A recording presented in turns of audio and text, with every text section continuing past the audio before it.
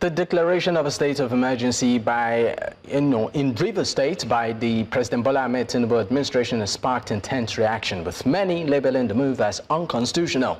Many argue that the president's action violates Section 305 of the 1999 Constitution, which doesn't grant the power to remove or suspend an elected governor. Critics have also pointed out that the National Assembly didn't approve the declaration, and the president's action may set a dangerous precedent. Well, joining me right now on the program is Jake Epele, the founder and chief executive officer of the Albino Foundation. He joins virtually from Abuja. Thank you for your time. Thank you for having me. All right. I also have Dr. Alaye, that's Theophilus, is the president of the Ijaw Youth Council Worldwide. He joins virtually from Rivers. All right, let me start with you, Jake. Interesting times in Plateau State. Your take on the declaration of Mr. President first. In Rivers State, apologies for that. Your take on the declaration of emergency in Rivers. I mean, what do you make of it? Well, unfortunately, it was what I would term unconstitutional, especially the removal of an elected governor. There's no place in our Constitution that gave the president the power to suspend, not remove, suspend an elected governor. It's as good as him being also suspended, because he's also elected by the people as well as the governor.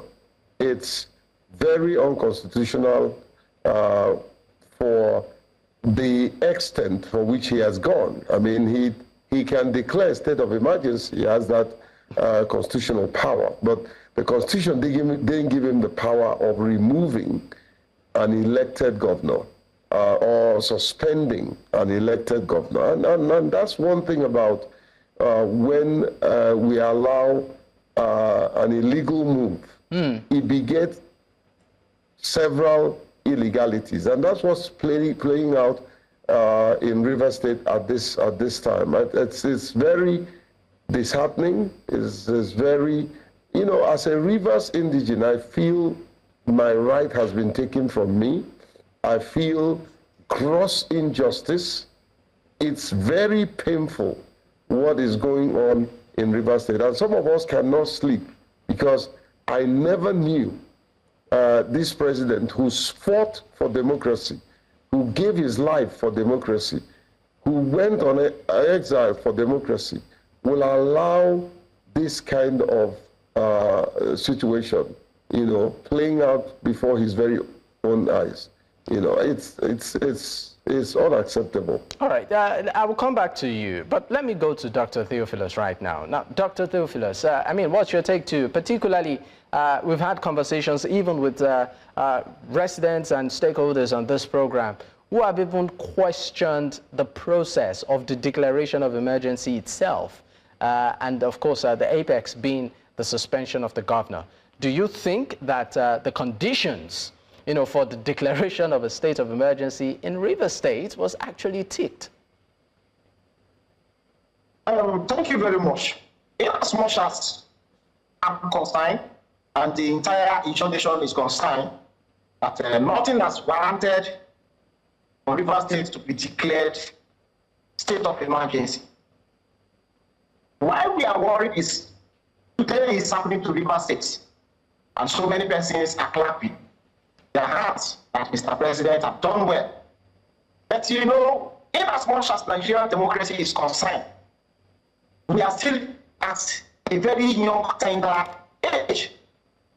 Our national democracy does not need to experience what we call unconstitutional approach or pronouncement. What Mr. President and the House of Rep and the Senate have done is to tell us that Nigeria today, that we are all part of, is not a banana republic. where the rule of law no longer exists. Everything that led to the process of the declaration of state of emergency in Rivers State, it's faulty.